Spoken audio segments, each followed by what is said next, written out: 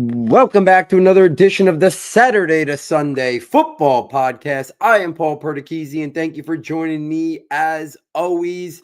The 2025 NFL Combine is in the books. Shorter day today, just the offensive line prospects. Here at Saturday Sunday, another instant reaction podcast, sharing my thoughts on what transpired on the Indianapolis field there with the big guys. We don't get a chance to talk about offensive linemen too much, so it's fun to kind of talk about them a little bit. We know just how integral they are to NFL success. We know how integral they are to fantasy success. So while it's not the sexy position, you should want to know about these prospects and watching them perform, their athletic testing, and really their movement skills on the on-field drills. I thought you can get a lot from it, send you back to the film and stuff like that. So probably be a little bit shorter than the last couple episodes. It was only 2 groups ran the last couple of days. We've had 3 groups at the Combine. So let's kind of jump right into what I saw today in terms of guys who stood out. I'm just going to kind of go through this in alphabetical order. I think it's the easiest way to kind of, gather my thoughts when I was taking notes and stuff. Kevin Banks out of Texas, he's in that mix to be top 15, top 20 prospects. I thought he held firm today. So I didn't think he improved his stock. I didn't think he hurt his stock. He did check in with 33.5-inch arms, which is, you want to at least see that 33 threshold. You would like it a little bit longer as a tackle. I think some people are going to put Banks on, stack him up on the offensive guard board. I still think he's going to get a chance to play tackle. I think, good athleticism. He's got movement skills. There's some inconsistency there for sure, but I think Banks deserves to get a shot. I think a team's going to draft him to be an offensive tackle. He had a 5.16 40, 1.79 10. I'm going to tell the 40s, they're really not all that important. They're fun sometimes talk about just how impressive some are, but these guys aren't going to be around 40 yards. The 10-yard split, obviously way more important. So I thought Banks checked those boxes in terms of what we expected from the athletic testing, and he at least went past that threshold of the 33.5-inch arms. I do think he will be viewed differently by certain teams as a tackle or guard. I think most teams are still going to give him a chance at the tackle position. Speaking of arm length, the next guy I want to talk about is obviously even more highly regarded than Kevin Banks, and that's Will Campbell out of LSU. Realistic chance to be a top 10 pick in this draft, realistic chance to be in that 4-5 range where New England is. Could be the first offensive lineman taken. We'll talk about somebody who I could think could be pushing him. When he checked in today with under 33-inch arms, I think that is going to be, for some teams that really go to that threshold, they may look at him and stack him up as a guard, which then could impact whether or not a team is as comfortable drafting him as high as they would if he was on the tackle board. He ran a 4.98 40, 1.76 10-yard split. Really smooth in the drills, not a surprise there. The only thing that could maybe hinder his draft stock a tad bit was that arm length, and it did come in under the number I think people were hoping to see. Josh Connerly out of Oregon, really good day. We know he's got athleticism and movement skills. He had a 1.71 10-yard split, a 5.06 40. I thought he did really good. He looked really good in the on-field drills as well. I think he is on that border of round 1, round 2. But he's a guy that I think if you're looking for O-line help in the mid-20s, he's going to be a target for a lot of teams. So I think Connerly ends up going in round 1.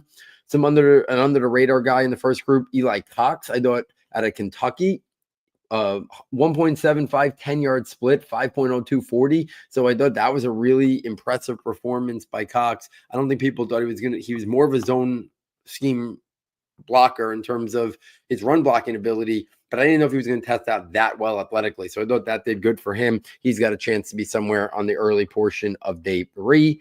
A guy who did not run the drills a guy who did not test out in terms of the athletic testing, but did look really good in the drills was Donovan Jackson. I think he's on that round 1, round 2 border as well. But I thought he was one of the better on-field drill guys from his group as well. You saw some real smoothness and fluidity in his movement skills. Armand Membu out of Missouri. He's the guy I was alluding to before who can push Will Campbell to be the first offensive line prospect. He's going to play offensive tackle. 4.91 40, 1.74 10-yard split. Looked great and outstanding in the on-field drills. He's a guy who If it's not Campbell as the first offensive line prospect taken, it's going to be Membu. I think both of them are going top 10, top 12. I think that's where we're talking about both these guys coming off the board. He was probably, I think, the biggest winner. While some people had him in the top 10 mix, top 12 mix, he was, for most people, the buzz was still more with Campbell, but recently you had started to hear more buzz about him maybe being O-line one. I think there's a real chance of him being the first offensive tackle taken off the board, and his performance today kind of checked off those boxes, and I think you're going to get teams more excited. In the second group, Tate Ratledge out of Georgia, he's a day 2 prospect. He was already a day 2 prospect, and I think there was thought that he was going to test out maybe as an average to above average athlete. I liked him when I watched him, but he had a 4.97 40 and a 1.72 10-yard split. I didn't even think he was going to test out that well. So that's going to change the narrative a little bit on him as a guy who maybe thought was more ticketed for like a gap scheme. Well, maybe now he could also be in his own scheme. He can get to the outside a little bit. So I think it was a good day for him, helping his draft stock, solidifying that day 2. It'll be interesting to see how far into day 2. Is it round 2? Is it round 3 for Tate Ratledge? Jonah, probably going to mess up the name, Savalea out of Arizona. He was already ticketed for day 2. And then he went on at a 1.72 10-yard split, a 4.95 40 for a guy whose game was even more built on play strength, power, and physicality. Now he shows this type of athletic component to it as well, that maybe he's not just a phone booth gap type player. He could also use some of that athleticism that we just saw to maybe even impact things on the outside in terms of outside zone runs and stuff like that. So I thought it was a really impressive day from him in terms of the athletic testing to help his draft stock. Jared Wilson, he's going to be probably the first center taken, depending on where teams classify Greg Zabel, who I'll talk about momentarily.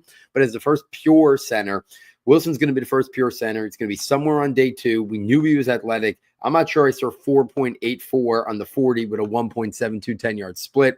Really impressive numbers for Wilson, a team that is looking for that move zone blocker from the center position, and you're going to want to get him out, move blocking, get him outside, pulling. He's going to be ideal for that. So I think he's now locked into somewhere on day 2. So that was a really impressive performance from Jared Wilson. Greg Zabel, great Senior Bowl. Didn't test out here, but he's going to be a good athlete. He looked really athletic, smooth, and fluid in the movement skills. I'm sure we'll get some 40 numbers and stuff like that when he at his pro day. But Zabel is, I think, he's on that round 1, round 2 border, but his versatility, I think, is really going to shine and intrigue people to maybe see him move up a little bit and maybe solidify his status in round 1. He has nailed the pre-draft process here. His pro day's next. The versatility, like I said, that he offers is going to make teams looking for. They love that versatility. Can start at guard. It can start center. We've seen the Philadelphia Eagles draft so many offensive linemen who have that versatility, or cross-train them to have that versatility. Zabel already offers it. So I think he's going to be a guy that just continues to crescendo up in the pre-draft process here. Josh Gray, another guy who I thought looked pretty good, and Marcus Mabu in the on-field drills as well. Smooth, fluid. I liked what I saw from those two guys as well. One guy who I want to bring up who is locked into a round 1 pick, I think, is offensive guard Tyler Booker. It was a really, really poor testing day for him, to the point where I'm surprised that his team and agent even allowed him to run. He's got an RAS score, that relative athletic score, was really low.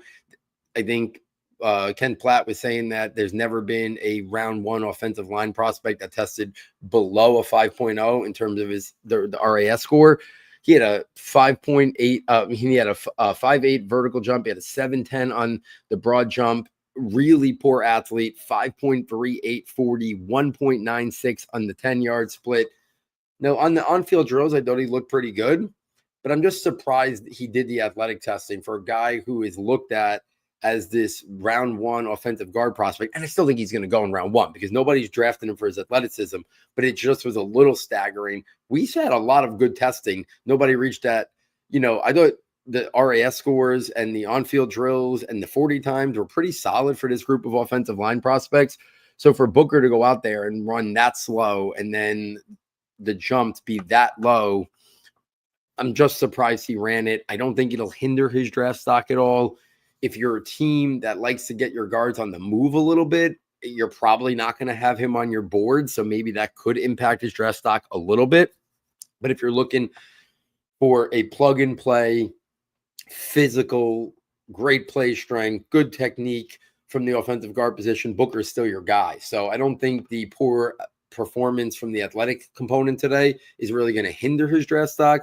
But at the same time, it's at least something worth noting on just how poor of a day it was for him in terms of the athletic testing. But like I said, I thought he did look pretty solid in the on-field drills. It is just something to kind of at least acknowledge in that regard. So those are my quick thoughts. I told you it was only two groups. Offensive line, it was a small group too. It was not only two groups, it was also a total of only 49 offensive line prospects. A bunch chose not to work out and do things as well. The other buzz that's kind of going out there, obviously I mentioned it, but I didn't talk about the Deebo Samuel trade. I think it was a great trade for Washington. More buzz about the Giants and the Titans, maybe talking trade. Ben Albright, who has had a lot of, good reports in terms of trade rumors and stuff like that. He retweeted something he had talked about a couple of days ago that, he thinks is a real possibility that the Giants and the Titans worked out a trade. The Giants beat writers were saying, the idea is that it could cost them 2 third-round picks. That seems very, very light in the compensation. If I'm a Giants, person, GM, decision maker, if that's the cost, I'm trying to make that trade right now. I think it's going to end up costing more than that. If they could somehow make it a 3 this year and a 2 next year, and they could hold on to their 1 next year and hold on to pick 34 this year, that's a no-brainer. Maybe the Titans are willing to do it because they still might get their choice of Abdul Carter or Travis Hunter at 3. If the Browns pivot and don't go quarterback, they could still get whoever's left between Travis Hunter and Abdul Carter at 3. But if Cleveland wants Cam Ward, I don't know why they just wouldn't simply make the same offer that the Giants are offering. If it was just 2 third-round picks, I feel like if they really believed in Cam Ward, I feel like they would make that trade with Tennessee as well, and then Tennessee would move back, still get those 2 third-round picks, and then get their lock choice of Abdul Carter or Travis Hunter, where if they went to the Giants pick and the Browns didn't take a quarterback, then they might theoretically get their second choice. If Carter's their guy, he might go to Cleveland. If Hunter's their guy, he might go to Cleveland. So they would risk losing out on their number 1 player overall on the board. Maybe they have the exact same grade on them. And then if the Giants are willing to make the move, they just go back and say, you know what, we'll take the picks from the Giants. If the Browns are undecided, obviously the Browns have traded away a lot of compensation for the Deshaun Watson trade that backfired. So maybe they're looking to not use any more assets to go get their quarterback, and they just want to let it play itself out. Maybe they're not really looking for a quarterback just yet, and that's just a smokescreen. Because if they are looking for a quarterback, I don't see why they wouldn't be interested in doing the same exact trade basically as the Giants and guarantee themselves Cam Ward. The resounding sentiment is that Cam Ward is the QB1 for almost just about every team. So if the Giants want him and the Browns want him and the cost is only 2 third-round picks or a second and a third, if the Browns really liked him, I don't think they would let that compensation hold them back from making it unless they're a little bit timid or shy because of the Deshaun Watson trade. So I think that could be the one reason why. Or the buzz about Cleveland wanting a quarterback is just a smokescreen for the Giants to leapfrog to number 1, use the pick on a quarterback, and then Cleveland gets to pick their choice of whoever they have more highly rated between Abdul Carter and Travis Hunter. So that's a little thing that I know the buzz is Cleveland's going quarterback, but if they want quarterback, I don't see why they wouldn't make the exact same trade that the Giants are probably willing to make to guarantee themselves Cam Ward. So maybe Cleveland is just kind of putting that out there. Schefter had that report. Maybe somebody's putting that out there to really push that narrative. So the Giants make the trade up. Maybe Tennessee even knows that Cleveland is not looking to make the quarterback pick, and they're willing to go back to 3 because Tennessee has them on the same line in terms of Carter and Hunter. That's kind of like my quick thought process on that. But for the Giants, they don't know exactly what Cleveland's going to do. Obviously, if Tennessee's trading out of 1, they're not looking to go quarterback unless they had Shadu Sanders ahead of Cam Ward, and they think they can get Sanders at 3 and still get a couple third-round draft picks or a 3 and a 2. I don't think they're going that route. So it will be interesting to kind of see itself play out. But if we don't hear any rumors about Cleveland and Tennessee making a trade, I'm a little bit hesitant thinking that Cleveland maybe really wanted the quarterback. And if the cost is that little for the Giants to move up, it could be because Cleveland's not willing to make the trade up. They don't really want a quarterback. Tennessee wants either Carter or Hunter, and that's what could keep the price relatively low. And I think a no-brainer for the Giants to go up there and get it if that's how little the cost is. I know I'd said I really don't want them giving up a lot of assets, but if they don't have to give up next year's one and they don't have to give up pick 34 this year, I think that's a good trade for them. And in the caveat that Cam Ward is their guy. If for some reason they're one of the only teams from the word out there and the buzz is that they like Shea Sanders a lot, if he's their QB1, then I don't think there's any reason to move up because I don't see a scenario where it goes quarterback. I don't see a lot of paths or a lot of scenarios where Sanders goes ahead of Ward for most other teams. So I think they should just stay at 3. Don't use those third round picks in that regard and then go from there would be my line of thinking there for the Giants. So guys, if you've been enjoying this content over the last 4 days, you could literally check out my thoughts on every single player that ran the 40, every single player that was invited to the combine. I shared my thoughts on every single prospect. If you're enjoying that, please get over to the website, SS Football, fastest and easiest way to get there. Check out our premium content tab, and for $9.99, you get access to all of our premium notebooks. You get the Scouting notebook, fully updated now, their statistics from 2024, their measurements from the combine, film analysis, up to date for the last year as well. Almost 100 detailed scouting reports in there, strengths, functional areas, developmental areas, NFL role, how they win, NFL draft projection, and then a fantasy spin as well in terms of what their ceiling could be for fantasy. You get the rankings notebook. It has my up-to-date draft rankings. It has last year Dynasty rookie rankings still being updated as we head into the offseason. It has our positional overall Dynasty rankings. It has our Devy rankings. And then it'll also have our tiered rankings, which we will soon be transitioning into our tier buster shows. And the info from those shows will also then be in the rankings notebook as well and updated constantly. So yeah, the first day, the notebook matches the podcast, but then I make changes throughout the rest of the draft process. I watch more film. I study these guys a little bit more. There's movement a little bit on the way. We still got pro days out there. So a lot in the rankings notebook, and then Dynasty rookie rankings for the new draft class, the weekend of the NFL draft, and then updated throughout the summer, and IDP rookie rankings as well.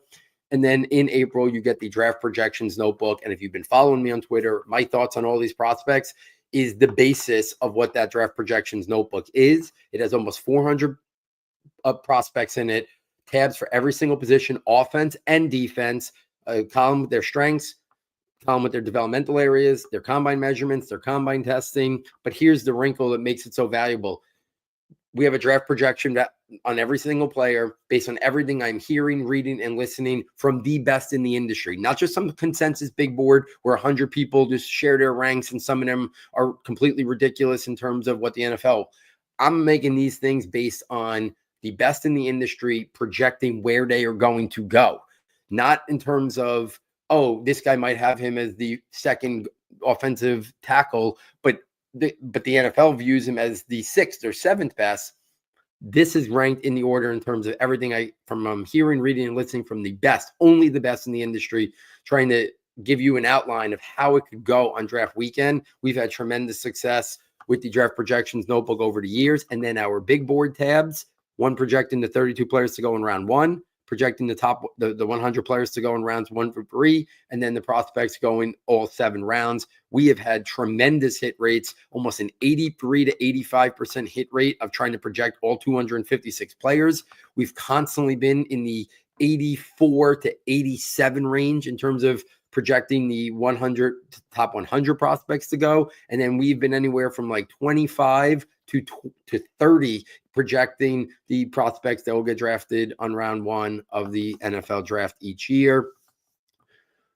And then that will be constantly updated. It will come out about a week or so before the NFL draft, but it will be updated seconds before the NFL draft.